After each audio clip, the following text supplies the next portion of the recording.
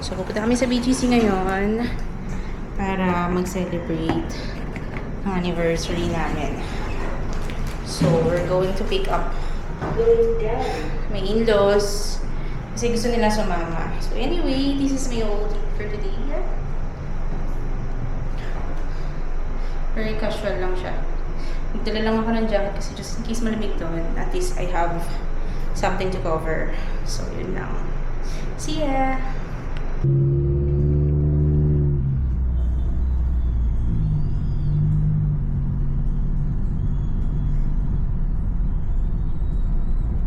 Okay, naka-park na kami. So, andito na kami ngayon sa BGC. Ay, do market pala.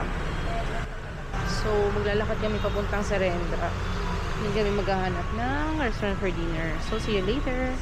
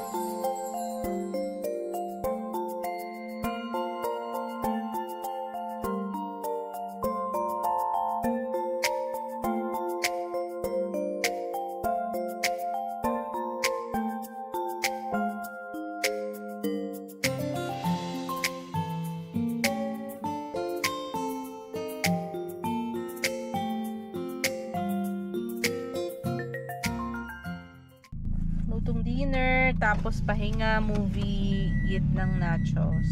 Hindi pala nachos. Nacho dip pala. So tomorrow is Wednesday and our last day at the office because I'm on leave on the next day after that day. So, hi guys! Nakapag-ayos na ako ng mga na-supermarket. So, medyo magulo yung mga ibang gamit dahil nga hindi ko pa siya nailalagay sa cabinet namin sa taas kasi gagamitin ko pa siya. Well, anyway, magluluto ako ng adobong puset and ng pakbet. So, ito yung mga binili namin kanina para ulam namin for 2 days. So, ngayon, ipe-prepare ko na yung mga kailangan na ingredients and then pakita ko sa inyo ng konti kung paano ko siya niluto.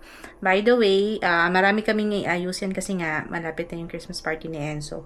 So, medyo busy kaya ngayon lang din ako nakapag-video and ngayon lang din ako nakapag-vlog.